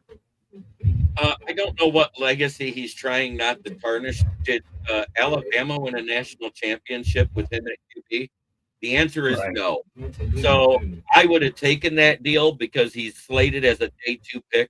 If he's picked in the first round and expected to start this year, the team's making a mistake. Candy? Yeah, he said he wanted to sit down and talk about it. He goes, I actually talked to Coach Saban about it. Things he was talking about were, do you want to play football in college or do you want to play football professionally? And he was like, take the money out of it. Take the rounds out of it. What do you want to do next year? And he said, I want to play professional football. And he goes, well, then there's your answer. Do what you want to do, how you think you're going to get there. So you're saying that Nick Saban had a lot to do with this decision? Yeah, that he talked to Coach Saban about it. Correct. Okay, that's good. All right, Mel? I mean, I think he looked at the landscape. The quarterback, it's not a very quarterback-rich draft. If he would have stayed in another year, he could have had the same thing happen to him that happened to the kid at LSU, that happened to Caleb Klubnik, that happened to Drew Allard, the kid down in Miami. Where they all fell in the draft. Where their stock has dropped.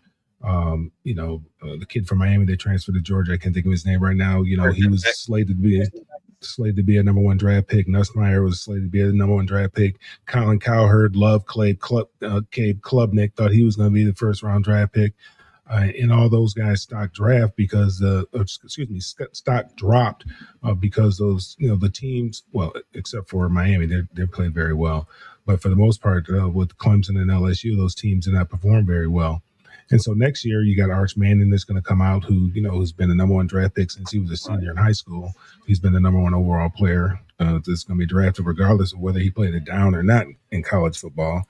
You got the kid coming out. You got Dante Moore coming out of Oregon. And there's some other kids that I probably don't know their names, but they're going to pop up as well.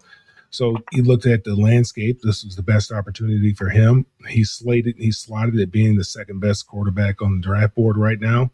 So, being the second best quarterback in the draft board, he has an opportunity to go in the late round. Now, he could go anywhere from 10 from 10 to 40.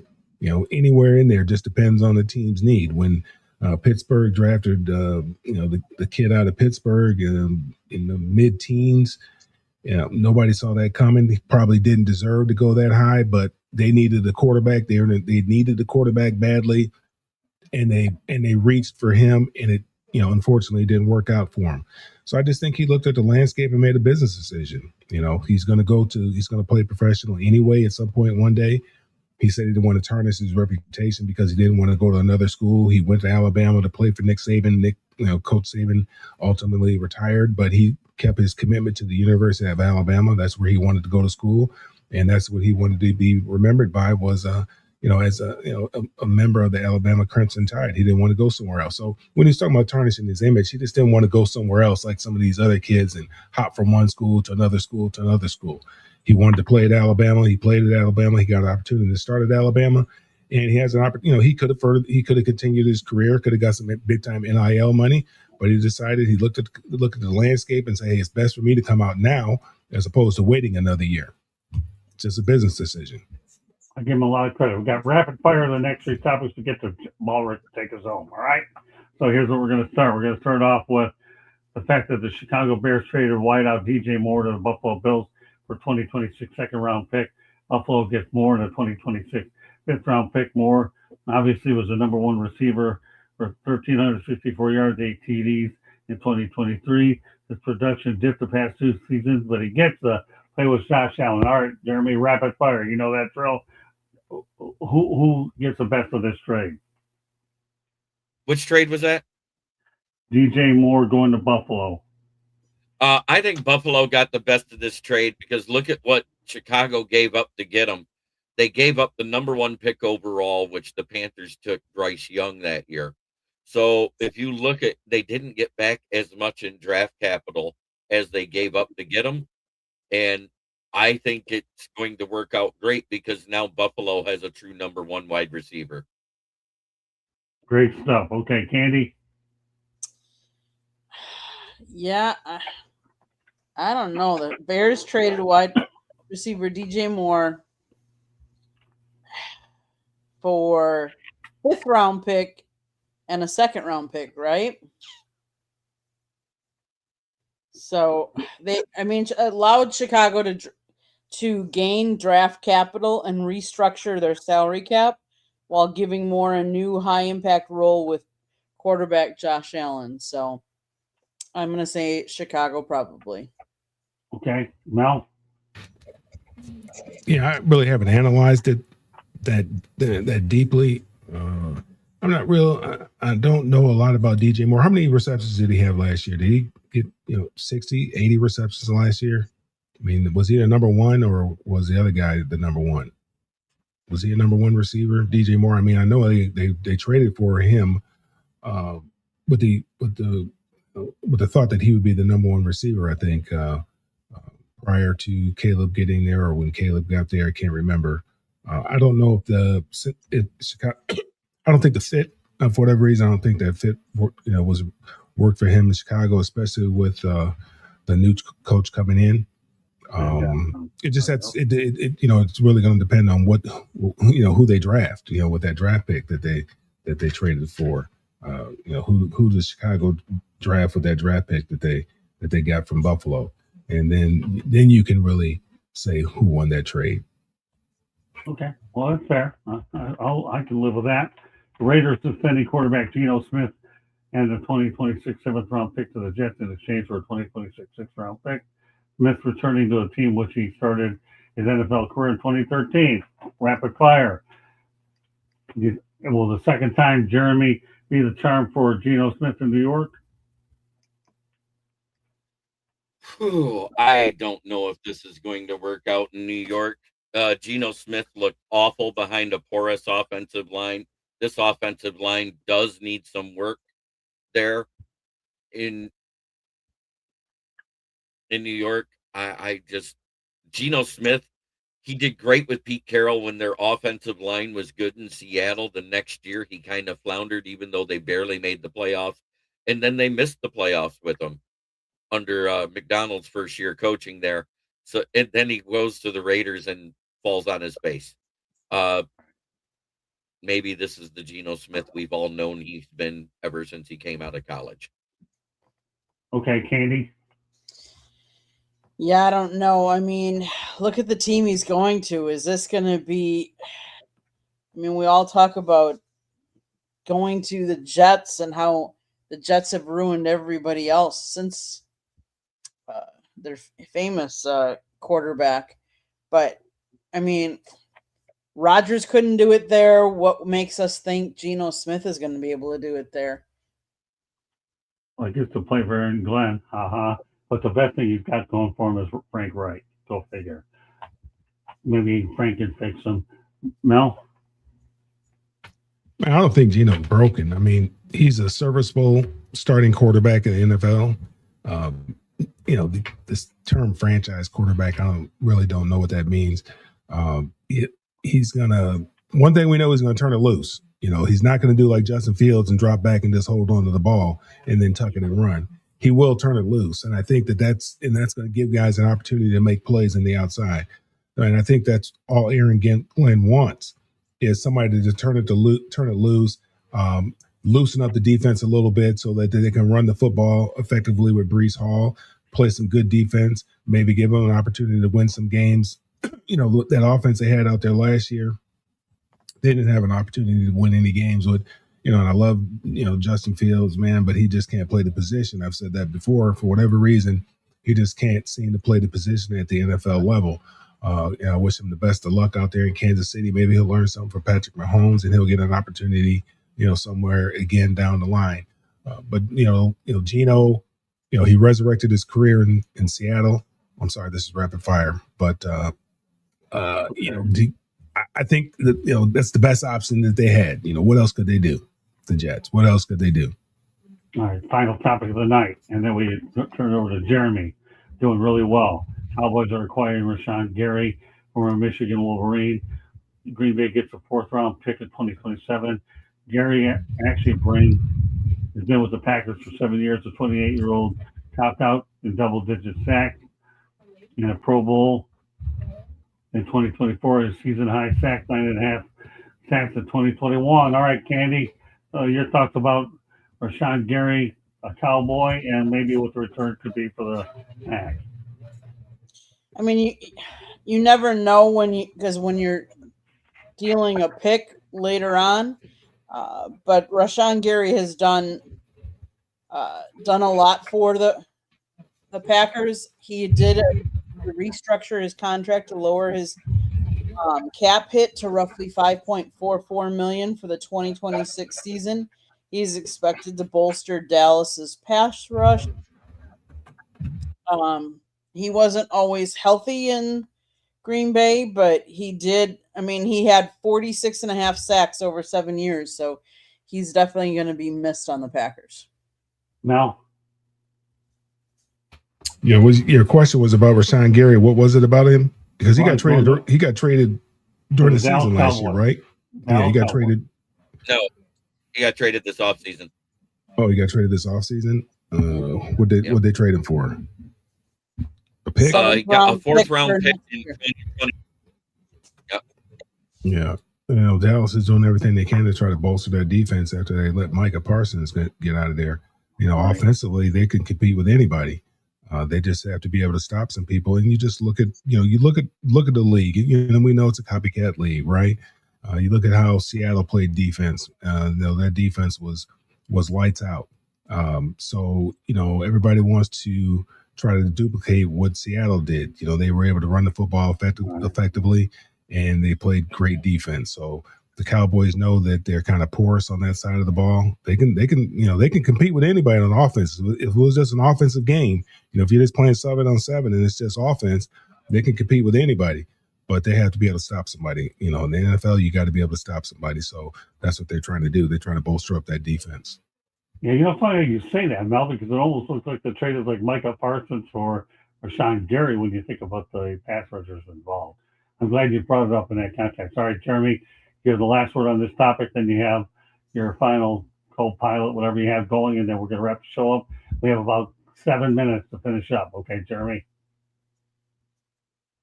Go ahead. Some thoughts on this trade, Jeremy. Yeah, no problem. Rashawn Gary,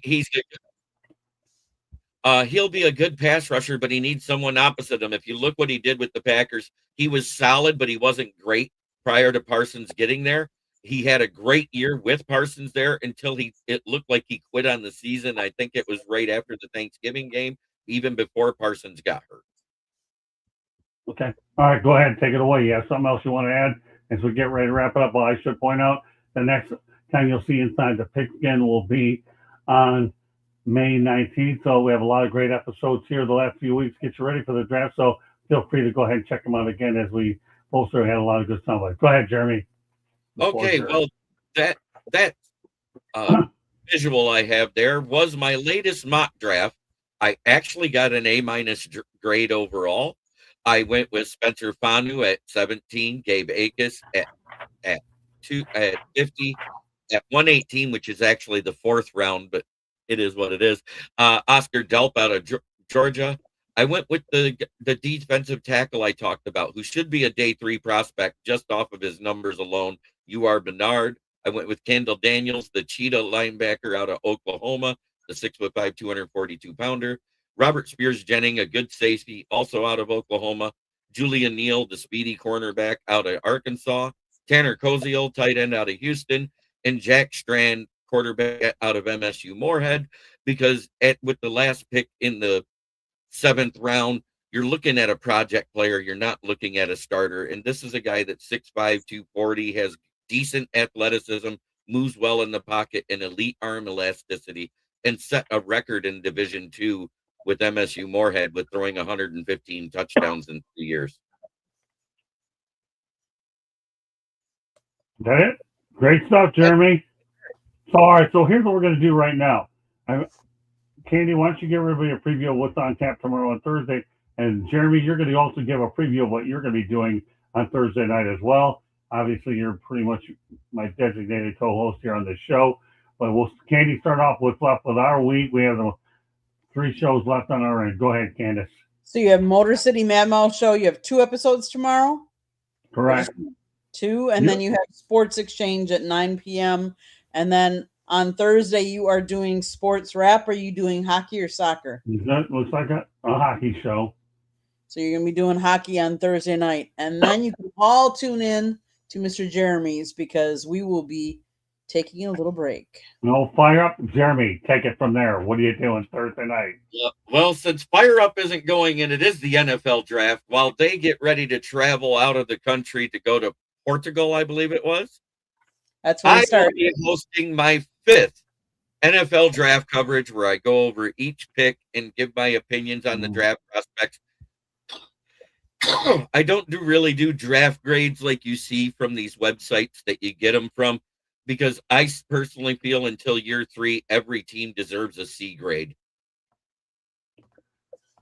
And I'll be honest with you, I'm not a mock draft guy. I think it's nothing more than a guessing game, and that's it. My opinion only. Not saying yours isn't any good. It's just mock drafts for me are like fantasy football. Okay, I want the real thing, baby. Oh, I understand what you're saying, but once the Lions got where they were out of the playoffs, and I considered that with the loss to the Rams, I had that mock draft was the 96th one I've done since that loss. I'll tell you, Ballard, you're way better than I am. All I did was just get sound bites from the Senior Bowl and all that. Hey, no. You're amazing, Scott, at what you do. I just do what I do. It's two different forms, but neither one of us are any less than the other. How's that? No, you're great at what you do. I just like to stick my microphone in somebody's grill and ask questions. It might rub some people, PR people, the wrong way, but I got to tell you, that style works well with the Miami Hurricanes. They're pretty good, right, Candy? What was Mr. Gorby saying? Hey, keep them busy, do whatever he wants. Those that restrict me, we become enemies. Those that leave me alone, we become friends. Candy, tell them the relationship real quick I developed with you. You got a good relationship. They credential you for just about everything, Scott. Yeah, I'll tell you, I like sticking my micro. So we've tried to equip a lot of people with a lot of our sound bites as well. So meanwhile, Mel, you're getting a few weeks off from us. How does that feel? You put in a little extra work tonight, and now we're rewarding you with close to 4 weeks. Any thoughts there? Well, you won't have to hear me for a while. You guys have a safe trip. I hear there's topless beaches in Portugal. I have been there. I've been to the topless beaches. You guys be careful over there. Like I'm going to have time to get to those. We're going to be in and out of there in a day and a half, and that's about it. Candy, just real quickly for the audience, give them a few other picks. We're going to probably hit real quick, a minute or two to go. So we fly off to Portugal. We catch the cruise in Portugal. we will head to another spot in Portugal, a couple in Spain, including we're going to take a tour of a soccer stadium in Spain. We're going to do a beer museum in Spain. We're going Got to go to a bullfight too. Got to go to a bullfight. Oh, I don't have I don't know time. I've about been to that. Spain too. You got to go That to the wasn't an bullfights. excursion for that. Otherwise, I would have done it. I did it in Mexico. And then in France, we're going to do a wine tasting. We're going to go to Germany. We're actually going to see the Berlin Wall. And then we go to Amsterdam. We're going to go to Holland, Belgium, and then end in London, and then fly back home. That sounds like fun. You guys going to you going to see the stadium too? Which stadium? In Berlin, the Olympic Stadium. I don't know about that. I know. It's I know a excursion, so I'm not sure. I don't know what it's going to be with the Eiffel Tower, but we're going to definitely be in there. And yours truly, since I won't be on the air with all of y'all, my voice is going to probably go out there and be worn out after the 50 or 75th or 100th video I get done with these vocal cords. But it's going to be a blast. So meanwhile, I appreciate everybody hanging out with us a little bit longer tonight. And, you know, go out there and pay Jeremy a visit on Thursday night. Get better. I trained this guy. I did, but he can tell you, he's a quick study. He's my student. I'm telling you, I'm proud of Ballrick. Proud of Mel, too. Proud of Candy and Tommy's a great friend, and everybody else that participates on the network. So, all right, Jeremy, give us your closing thoughts, and Candy will give us, and then everybody will know how they get hold of him, and Candy will take us home with a final station break. Go ahead, Jeremy. As I always say, try every day to be a better person than you were the day before, because that's the only way to make the world a better place. Make sure you check out my NFL Roundtable Talks, where I will have a panel of guests with other teams as well as other Lions fans. And we will be doing what I call my Mock-a-Palooza, where we do 2 mock drafts with everybody, and them being the GM of their team, and one with trades, one without. It's a blast. If you enjoy the mock draft thing, if you enjoy watching people like Kuiper, McShay, and all the others that do it for everybody else, that's what I do. Yeah, let them know how to get a hold of you next. And you can find me here at the South Florida Tribune every Tuesday night. They go live with Inside the Pigskin, every Thursday night with Fire Up. And occasionally, if Scott calls me and has a stray hair on any of his other shows as well. And then you could find me also on the SouthFloridaTribune.com, where I write about the Lions, and I have a plethora of draft profiles. I think it's up to 3 pages worth now. Might go to 4 after this one by 1. So that is the UR Bernard profile. And then, of course, you can find me on my YouTube channel, which is the KCB Sports Network, where I have programming every day but Sunday, and I plan on keeping it that way. You learn the word plethora from Candy, because that's her favorite word, by the way, because she uses it all the time. All right, go ahead, Mel, real quickly, and then Candy will take us home for her fastest station break on the planet. Yeah, you can catch me on social media. It looks like my Twitter is back up, or X or whatever. I don't know. They kept telling me no, and I just kept hitting the button and telling them to turn me back on again. So it looks like it's back up. So you can find me all the social media at Melfar Jr. Then follow what we have going on for the youth here and in Michigan at melfarsuperstarfoundation.org. Well, good. Whenever I get on there, I guess I'll have one more follower or two now that your account's back in real. All right, Candy, give us a quickie. South Florida Tribune Publishing Company published a book, Lessons to the Microphone, Tuning into the Enduring Wisdom of Visionary Leaders. It's written by our host, Scott Motor City Madmouth Morganroth, available on Amazon, Barnes & Noble, Kindle, Google, and Apple Books. The audiobook is also out there. Hit up our website, www.southfloridatribune.com. If you'd like to listen to podcasts, you can find us wherever you get your podcasts. If you want to advertise or be on a show, email us at southfloridatribune@gmail.com. And last but not least, if you see that red subscribe button, click it, like us, share us with all your friends and family. Turn on your notifications. You're notified every time we go live. Thanks to everybody in the chat room. Back to you, Scott. All right. Well, that does it for this edition of Inside the Piston. We'll be off until May 19th. So hope everybody enjoys a little bit of a break. But I promise you, we'll be loaded with topics when we return. You know, we'll be back a little before, but we're going to do a different show probably on the 12th as well. So that does it for us here. God bless. Have a good night, and see you on this show in about a month. Take care, everybody. Good night.